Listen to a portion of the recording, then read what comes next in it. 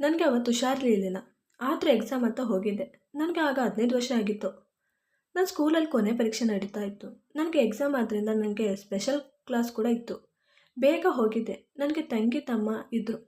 ನಾನು ಅವರನ್ನು ಮನೆ ಬಿಟ್ಟೇ ಹೋಗಿದ್ದೆ. ನಮ್ಮ ಮನೆ ಸ್ವಲ್ಪ ದೂರ ಇತ್ತು. ಆದರೆ ಅಲ್ಲಿ ಅರ್ಧ ಗಂಟೆಗೊಂದು ಬಸ್ ಇದ್ದಿತ್ತು.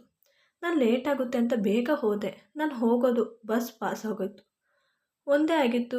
ಏನು ಮಾಡೋದು, ಟೀಚರ್ ಬೇರೆ ಹೊಡಿತಾರೆ ಅಂತ ನಡ್ಕೊಂಡು ಹೋಗ್ತಾ ಇದ್ದೆ. ಏನಾದರೂ ಸಿಕ್ಕಿದ್ರೆ ಹೋಗೋದಾ ಅಂತ. ನಾನು ಹೋಗ್ತಾ ಇರಬೇಕಾದ್ರೆ ನನ್ನ ಮುಂದೆ ಒಂದು ಕಾರ್ ನಿಲ್ಲಿಸಿತು. ಬೆಳಿಗ್ಗೆ ಆದ್ದರಿಂದ ಅಲ್ಲಿ ಯಾವ ಜನನೂ ಇರಲಿಲ್ಲ. ಆ ಕಾರ್ನಿಂದ ಇಬ್ಬರು ಹುಡುಗರು ಇಳಿದು ನನ್ನ ಕಾರ್ನಲ್ಲಿ ಹಾಕ್ಕೊಂಡು ಹೋದರು. ನಾನು ಕಿರುಚಾಡ್ತಾ ಇದ್ದೆ. ನನ್ನ ಬಾಯಿಗೆ ಪ್ಲಾಸ್ಟರ್ ಹಾಕಿ ಕೈಕಾಲು ಕಟ್ಟಿ ಹಾಕಿದ್ರು. ನನ್ನ ಮೂಗಿಗೆ ಒಂದು ಬಟ್ಟೆ ಹಾಕಿದಾಗ ನನಗೆ ತಲೆ ಸುತ್ತಿ ಬಂತು. ಎಚ್ಚರಾದಾಗ ಒಂದು ರೂಮಲ್ಲಿದ್ದೆ. ಅದು ಎಲ್ಲ ಬಂದಾಗಿತ್ತು. ನಾನು ಅಲ್ಲಿಯ ಬಾಗಿಲನ್ನು ತುಂಬ ತಟ್ಟಿದೆ. ಆದರೆ ಯಾರೂ ತೆಗ್ದೇ ಇಲ್ಲ. ನನಗೆ ಹತ್ತು ಹತ್ತು ನನ್ನ ಪಾಡು. ಸ್ವಲ್ಪ ಹೊತ್ತು ಆದಮೇಲೆ ಒಬ್ಬ ಆಂಟಿ ಬಂದು ಹೇಳಿದ್ಲು, ಓ, ಗುಂಡನಿಗೆ ಒಳ್ಳೆ ಐಟಮ್ ಸಿಕ್ಕಿದೆ, ಇದನ್ನು ಮಾಡ್ಕೊಂಡು ತುಂಬ ದುಡ್ಡು ಮಾಡ್ಬೋದು ಅಂತ. ಅಯ್ಯೋ, ಅದು ತುಂಬ ಚಿಕ್ಕವಳಾಗ್ಬಿಟ್ಟಿದ್ದಾಳೆ, ಇನ್ನು ಅವಳು ದೊಡ್ಡವಳಾಗೋವರೆಗೂ ಕಾಯಬೇಕು ಅಂತ ಹೇಳಿ ನನ್ನ ನೋಡ್ಕೊಂಡು ಹೋದರು. ನನ್ನ ಆಂಟಿ, ನನ್ನ ಅಪ್ಪ ಅಮ್ಮನ ನೋಡಬೇಕು, ನಾನು ನನ್ನ ಮನೆಗೆ ಹೋಗಬೇಕು, ಪ್ಲೀಸ್ ನಾನು ಅಲ್ಲೇ ಬಿಟ್ಟು ಕೊಡಿ, ನಾನು ಏನು ಮಾಡಿದೆ, ನನ್ನ ಅಲ್ಲಿ ಕಳಿಸಿ ಅಂತ ಗೋಗರಿದೆ. ಆದರೆ ಅವರು ನನ್ನ ತಳ್ಳಿ ಹೊಟ್ಟೋದ್ರು. ಹಾಗೆ ಅಳ್ಕೊಂಡು ಕೂತಿದ್ದೆ. ಒಂದು ಹುಡುಗಿ ಬಂದಳು. ಕೈಯಲ್ಲಿ ಊಟ ಕೂಡ ಇತ್ತು. ಬಂದು ತೆಕೋ ಊಟ ಮಾಡು ಅಂದ್ಲು. ಆಗ ಅಕ್ಕ ನನ್ನ ಕಳಿಸ್ಕೊಡಿ, ನನಗೆ ತುಂಬ ಭಯ ಆಗ್ತಾ ಇದೆ. ಆಗ ನಾನು, ನೋಡು, ಇಲ್ಲಿ ಬಂದ ಮೇಲೆ ಇಲ್ಲಿ ಹೇಗೆ ಹೇಳ್ತಾರೋ ಹಾಗೆ ಲೈಫು. ಅವ್ರು ಆಡು ಅಂದಾಗ ಆಡಬೇಕು, ಮಲ್ಕೋ ಅಂದಾಗ ಮಲ್ಕೋಬೇಕು. ಅವ್ರ ಮೇಲೆ ಧ್ವನಿ ಎತ್ತಿದ್ರೆ ಅವ್ರಿಗೆ ಕೋಪ ಬಂದು ಸಾಯಿಸೋಕ್ಕೂ ಎಸಲ್ಲ ಅಂದಾಗ ನನಗೆ ತುಂಬ ಭಯ ಆಯಿತು. ನಾನು ನೋಡಲು ದುಂಡಾಗಿದ್ದೆ, ಸ್ವಲ್ಪ ಕಲರಾಗೂ ಇದ್ದೆ. ಅಲ್ಲಿ ಸಾಯಿಸ್ತಾರೆ ಅಂತ ಹೇಳಿದಾಗೆ ನನಗೆ ತುಂಬ ಹೆದರಿಕೆ ಆಯಿತು. ಅವ್ರು ಹೇಳ್ದಂಗೆ ಮಾಡೋದಂತ ಇದ್ದೆ. ನಾನು ಇನ್ನೂ ಚಿಕ್ಕವಳು. ಸಾಯಿಸೋದು ಹೊಡೆಯೋದು ಅಂದರೆ ತುಂಬ ಭಯ. ಅವ್ರು ನನ್ನ ಕರೆಸಿ ಅಲ್ಲಿಯ ಬೆಟ್ಟೆ ಕೊಟ್ಟರು. ಅಲ್ಲಿ ಹೆಣ್ಮಕ್ಳು ಎಲ್ಲರೂ ಚೆನ್ನಾಗಿದ್ದರು. ಆದರೆ ಅವ್ರ ಡ್ರೆಸ್ ತುಂಬ ಅಸಹ್ಯವಾಗಿತ್ತು. ಆದರೆ ಅವರಿಗೆ ಗೊತ್ತಾಯಿತು ನಾನು ಇನ್ನೂ ದೊಡ್ಡವಳಾಗಲಿಲ್ಲ ಅಂತ. ಅದಕ್ಕೆ ನನಗೆ ಅಲ್ಲಿಯ ಡ್ಯಾನ್ಸ್ ಹೇಳ್ಕೊಡ್ತಾಯಿದ್ರು. ಅಲ್ಲಿ ರಾತ್ರಿ ಹೊತ್ತು ಎಲ್ಲರ ಮುಂದೆ ಡ್ಯಾನ್ಸ್ ಮಾಡಿಸ್ತಾಯಿದ್ರು. ಸ್ವಲ್ಪ ಜನ ನನ್ನ ಮೇಲೆ ದುಡ್ಡು ಎಸಿತಾಯಿದ್ರು. ಸ್ವಲ್ಪ ಜನ ನನ್ನ ಎಳೆಯಲು ಟ್ರೈ ಮಾಡ್ತಾಯಿದ್ರು. ಆದರೆ ಆಂಟಿ ನನ್ನ ಅವರಿಂದ ಬಿಡಿಸಿ ಅವರಿಗೆ ಏನೋ ಹೇಳಿ ಕಳಿಸ್ತಾಯಿದ್ರು. ಹೀಗೆ 2 ವರ್ಷ ಕಳೀತು. ನಾನು ದೊಡ್ಡವಳಾದೆ. ಆಗ ನನಗೆ ನೋವು ತಡೆಯೋಕ್ಕಾಗ್ತಾ ಇರಲಿಲ್ಲ. ಅಷ್ಟು ನೋವು ಆಗ್ತಾಯಿತ್ತು. ಆದರೆ ನನ್ನ ನೋವು ಹೇಳೋರು ಯಾರೂ ಇರಲಿಲ್ಲ, ಕೇಳೋರು ಯಾರೂ ಇರಲಿಲ್ಲ. ನನ್ನ ಅಮ್ಮ ಸ್ವಲ್ಪ ಶೀತ ಆದ್ರೆ ಎಷ್ಟು ಕೆಟ್ಟ ಮಾಡ್ತಾಯಿದ್ರು. ಆದರೆ ಇಷ್ಟು ನೋವು ತಡಿಬೇಕಾದ್ರೆ ನನ್ನ ಅಮ್ಮ ಇರಲಿಲ್ಲ. 2 ದಿನ ನೋವಿತ್ತು. ಸ್ವಲ್ಪ ದಿನ ಅವರು ನನ್ನ ಕೈಯಲ್ಲಿ ಡ್ಯಾನ್ಸ್ ಮಾಡಿಸ್ತಾ ಇರಲಿಲ್ಲ. ಒಂದು ರೂಮಲ್ಲೇ ಇರಿಸಿದ್ರು. 1 ತಿಂಗಳ ನಂತರ ನನ್ನ ಹೊರಗೆ ಡ್ಯಾನ್ಸ್ ಆಡಲು ಬಿಟ್ಟರು. ನಾನು ಎಲ್ಲರ ಮುಂದೆ ಡ್ಯಾನ್ಸ್ ಆಡ್ತಾ ಇದ್ದೆ. ಆದರೆ ಅವತ್ತು ಎಲ್ಲರಿಗೂ ಆಗೋಲ್ಲ ಅಂದಿದ್ದಕ್ಕೆ ನನ್ನ ಕೈ ಎಳೆಯಲು ಯಾರೂ ಬಂದಿರಲಿಲ್ಲ. ನನಗೆ 18 ವರ್ಷ ಆಗಿತ್ತು. ಅಲ್ಲಿ ದಿನಗಳು ಹೀಗೆ ಕಳೀತಾ ಇದ್ದವು. ಒಂದು ದಿನ ಡ್ಯಾನ್ಸ್ ಮಾಡ್ತಾ ಇದ್ದೆ.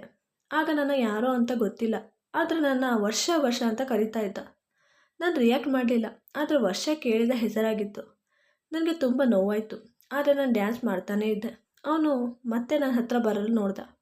ಆಗ ನಾನು ಅವನು ನನ್ನ ಹತ್ರ ಬರೋಕ್ಕೆ ಕಾಣುತ್ತೆ ಅಂತ ಬೇಗ ಅವನನ್ನು ಮರೆಸಿ ನನ್ನ ರೂಮ್ಗೆ ಹೊಟ್ಟೋದೆ. ಬಚ್ಚಿಟ್ಟುಕೊಂಡೆ. ನೋಡಿದೆ, ಅವನು ನನ್ನೇ ಹುಡುಕೋ ಹಾಗೆ ಆಗ್ತಾಯಿತ್ತು. ಎಲ್ಲರ ಹತ್ರ ಕೇಳ್ತಾ ಇದ್ದ. ಆದರೆ ನಾನು ಮೊದಲೇ ಮೀನಾಬಾಯಿ ಹತ್ರ ಹೇಳಿದ್ದೆ, ನಾನು ಬರೀ ಡ್ಯಾನ್ಸ್ ಮಾತ್ರ ಮಾಡೋದು ಅಂತ, ಬೇರೆ ಕೆಲಸಕ್ಕೆ ಒಪ್ಪಲ್ಲ ಅಂತ. ಅವ್ರು ಒಪ್ಕೊಂಡಿದ್ರು. ಯಾಕೆಂದರೆ ಅವರಿಗೆ ನನ್ನ ಡ್ಯಾನ್ಸ್ನಿಂದಲೇ ತುಂಬ ಹಣ ಸಿಗ್ತಾಯಿತ್ತು. 2 ದಿನ ಆದಮೇಲೆ ಮೀನಾಬಾಯಿ ಸಪ್ಪಗೆ ಬಂದಳು. ಹೇಳಿದ್ಲು, ನೀನು ಹೋಗ್ಬೋದು ಅಂತ. ಆಗ ಎಲ್ಲಿಗೆ ಅಂದೆ. ನಿನ್ನ ಕರ್ಕೊಂಡು ಹೋಗಲು ಬಂದಿದ್ದಾರೆ. ಅವ್ರು ನಿನ್ನ ಮದುವೆ ಮಾಡಿಕೊಂಡು ಕರ್ಕೊಂಡು ಹೋಗಲು ಬಂದಿರೋದು. ಆಗ ಇಲ್ಲ, ನಾನು ಹೋಗಲ್ಲ. ನಾನು ಮೊದಲೇ ಹೇಳಿದ್ದೆ ನಿಮಗೆ, ನಾನು ಡ್ಯಾನ್ಸ್ ಮಾತ್ರ ಮಾಡೋದು, ಬೇರೆ ಕೆಲಸ ಮಾಡಲ್ಲ ಅಂತ. ಆದರೆ ಅವರು ನೀನು ಹೋಗಲಿಲ್ಲ ಅಂದರೆ ನಮ್ಮ ಇಡೀ ಜೀವನ ಜೈಲಲ್ಲಿ ಕಳಿಬೇಕು ಅಷ್ಟೇ. ಆಗ ಏನು ಹೇಳ್ತಾ ಇದ್ದೀರಿ, ಅವನು ಒಬ್ಬ ಲಾಯರ್, ಅವನ ಕೈಯಲ್ಲಿ ಒಂದು ಪೇಪರ್ ಕೂಡ ಹಿಡ್ಕೊಂಡು ಬಂದಿದ್ದಾನೆ ಅಂತ ಹೇಳಿದ್ರು. ಆದರೆ ನಾನು ಬೇರೆ ದಾರಿ ಇಲ್ಲದೆ ಒಪ್ಕೊಂಡೆ. ಮತ್ತು ಹೋದೆ. ಅವನು ನನ್ನ ನೋಡಿ ವರ್ಷ ಅಂತ ಇದ್ದ. ನಾನು ಇವನು ಯಾರು ಅಂತಲೇ ಗೊತ್ತಿಲ್ಲ, ಇವನು ಯಾಕೆ ವರ್ಷ ಅಂತ ಕರೀತಾ ಇದ್ದಾನೆ ಅಂತ ಅವನ ಜೊತೆ ಹೋದೆ. ಅವನು ನನ್ನ ಜೊತೆ ತುಂಬ ಪರಿಚಯ ಇರೋ ಹಾಗೆ ಮಾತಾಡ್ತಾ ಇದ್ದ. ಆದರೆ ನಾನು ಏನೂ ಮಾತಾಡ್ತಾ ಇರಲಿಲ್ಲ. ಒಂದು ದೊಡ್ಡ ಮನೆಗೆ ಕರ್ಕೊಂಡು ಹೋದ. ಅಲ್ಲಿ ತುಂಬ ವಕೀಲರಿದ್ದರು. ಅಲ್ಲಿ ಹೆಚ್ಚಿಗೆ ಹೆಣ್ಮಕ್ಳು ವಕೀಲರಾಗಿದ್ದರು. ಕೂತಿದ್ರು. ನನ್ನ ನೋಡಿದ ತಕ್ಷಣ ಎಲ್ಲರೂ ಓಡಿ ಬಂದು, ಹೇ ವರ್ಷ, ಹೇಗಿದ್ದೀಯೇ, ನಾವೆಲ್ಲ ಅಂದ್ಕೊಂಡಿದ್ವಿ ನೀನು, ಆದರೆ ಬಿಡು, ಈಗ ಸರಿಯಾಗಿ ಬಂದಿದ್ದೀಯಲ್ವಾ, ಈಗ ಸರ್ ಸರಿಯಾಗ್ತಾರೆ ಬಿಡು, ಸರ್ ಕಂಗ್ರಾಟ್ಸ್ ಅಂತ ಹೇಳಿ ಹೋಗ್ತಾಯಿದ್ರು. ಮತ್ತು ಹೇಳ್ತಾಯಿದ್ರು, ಇನ್ನು ನಮ್ಮ ಸರ್ ಮಾಮೂಲಿಯಾಗಿರ್ತಾರೆ. ಅವನ ಮುಖದಲ್ಲಿ ನಗು ಇತ್ತು. ಇವ್ರು ಏನು ಹೇಳ್ತಾ ಇದ್ದಾರೋ ನನಗೆ ಒಂದು ಸ್ವಲ್ಪನೂ ಅರ್ಥ ಆಗ್ತಾ ಇರಲಿಲ್ಲ. ಎಲ್ಲರೂ ಹೋದರು. ಅಲ್ಲಿ ಮಗು ಅಳೋ ಸೌಂಡು. ಅವ್ನು ಹೋಗಿ ಮಗು ತಂದು ನನ್ನ ಕೈಯಲ್ಲಿ ಕೊಟ್ಟು, ತೆಕೋ ನಿನ್ನ ಮಗು ಅದು ಹುಟ್ಟಿದಾಗಲಿಂದ ನೀನು ಮಿಸ್ ಮಾಡ್ಕೋತಿದ್ದಾನೆ. ಇನ್ನು ಮುಂದೆ ನಾನು ಕೋಪ ಮಾಡಲ್ಲ, ಜಗಳ ಆಡಲ್ಲ, ನೀನು ಕೋಪ ಮಾಡಲ್ಲ. ಅದು ಸ್ಟ್ರೆಸ್ಸಿಂದ ನಿನ್ನ ಜೊತೆ ಹಾಗೆ ನಡ್ಕೊಂಡಿದ್ದು. ಮಗು ಕೊಟ್ಟರು. ಆ ಮಗು ಕೂಡ ನನ್ನ ಕೈಗೆ ಬಂದ ತಕ್ಷಣ ಸುಮ್ಮನಾಯಿತು. ಮತ್ತು ಹೇಳಿದ್ರು, ನೀನು ರೂಮ್ಗೆ ಕರ್ಕೊಂಡು ಹೋಗು ಮಗುನ, ನಾನು ಸ್ವಲ್ಪ ಹೊತ್ತು ಇವರನ್ನು ಕಳಿಸ್ಕೊಟ್ಟು ಬರ್ತೀನಿ ಅಂತ ಹೇಳಿ ಹೋದರು. ನಾನು ಆ ರೂಮ್ಗೆ ಹೋದೆ. ಆದರೆ ಮುಂದೆ ಇದ್ದ ಫೋಟೋ ನೋಡಿ ಬೆಚ್ಚಿ ಬಿದ್ದೆ. ಈ ಫೋಟೋ ನನ್ನ ಥರನೇ ಇತ್ತು. ಆ ಚಿತ್ರ ನೋಡಲು ಸ್ವಲ್ಪ ಹೊತ್ತು ಫೋಟೋನೇ ನೋಡ್ಕೊಂಡು ನಿಂತಲ್ಲೇ ನಿಂತುಬಿಟ್ಟಿದೆ. ಅದು ಯಾರು ನೋಡೋಕ್ಕೆ ನನ್ನ ಥರನೇ ಇದೆ ಅಂತ. ಅಷ್ಟರಲ್ಲೇ ಅವ್ರು ಬಂದರು. ಆಗ ಏನು ನೋಡ್ತಾ ಇದೆಯಾ? ಆಗ ಅದು ಈ ಫೋಟೋ. ಆಗ ನಿಂದೆ ಯಾಕೆ ಏನಾಯಿತು? ಅಯ್ಯೋ ಇದು ನಾನಲ್ಲ, ಅದು ಬೇರೆ ಯಾರೋ. ನನ್ನ ಹೆಸರು ವರ್ಷನೂ ಅಲ್ಲ, ನನ್ನ ಹೆಸರು ವೈಷ್ಣವಿ. ಆದರೆ ಈಗ ರುಕ್ಕು ಅಂದೆ ಹೇಳ್ತಾರೆ. ಆಗ ರುಕ್ಕು, ವೈಷ್ಣವಿ, ನೀನು ನನ್ನ ವರ್ಷನೇ, ನಾನು ಪ್ರೀತಿ ಮಾಡಿದ ವರ್ಷ. ಆಗ ನಾನು ಯಾವಾಗ ಪ್ರೀತಿ ಮಾಡಿದ್ದೀನಿ ನಿಮ್ಮ ಜೊತೆ? ನನ್ನ ಚಿಕ್ಕ ವಯಸ್ಸಿನಿಂದ ಆ ಗುಹೆಗೆ ಹೋದವಳು ಈಗ ಹೊರಗೆ ನಿಮ್ಮ ಜೊತೆ ಪ್ರಪಂಚ ನೋಡ್ತಾ ಇರೋದು. ಆಗ ಏನು?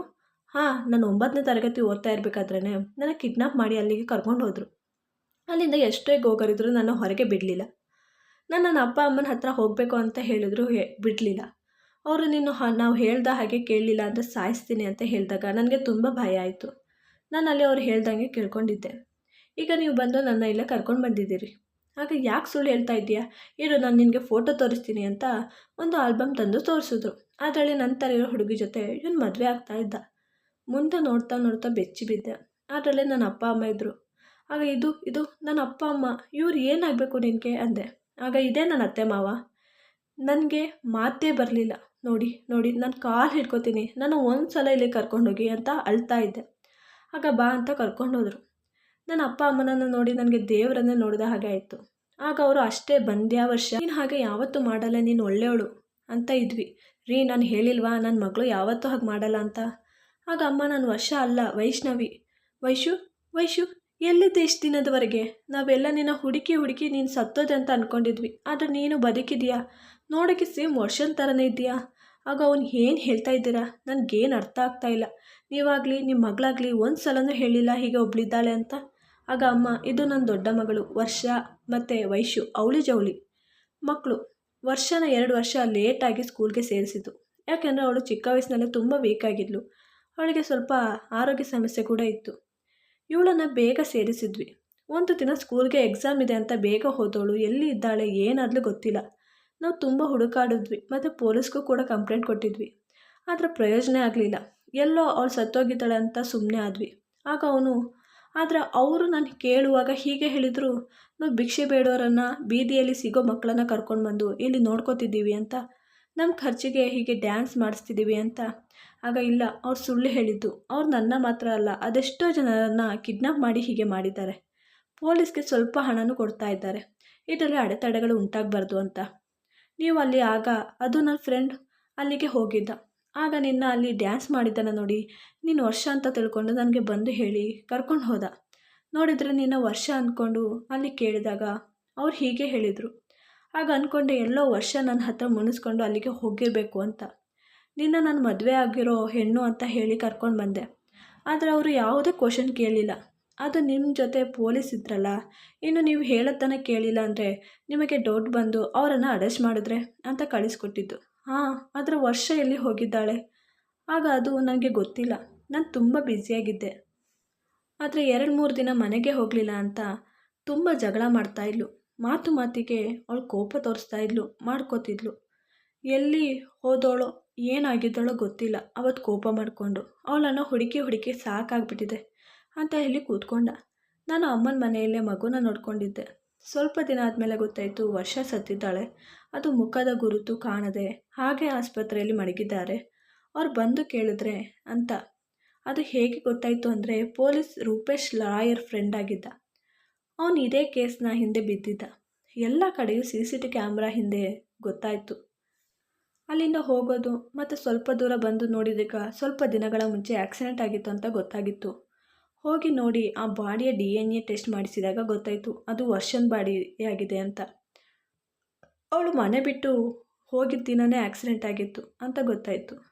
ಅಂತ್ಯ ಸಂಸ್ಕಾರ ಆಗಾಯಿತು. ಆದರೆ ರೂಪೇಶ್ನ ನೋಡೋಕ್ಕೆ ಆಗ್ತಾ ಇರಲಿಲ್ಲ. ನನ್ನ ಅಪ್ಪ ಅಮ್ಮ ರೂಪೇಶ್ನ ಸಮಾಧಾನ ಮಾಡಿ ನನ್ನ ಅವ್ರ ಜೊತೆ ಕೊಟ್ಟು ಮದುವೆ ಮಾಡಿಸಿದ್ರು. ಯಾಕೆಂದರೆ ಮಗು ಅನಾಥ ಆಗಬಾರ್ದು ಅಂತ. ರೂಪೇಶ್ ಕೂಡ ಸರಿಯಾಗಬೇಕು ಅಂತ. ಮೊದ ದಿನಗಳು ಬೇಜಾರಿನಲ್ಲೇ ಇದ್ದರು.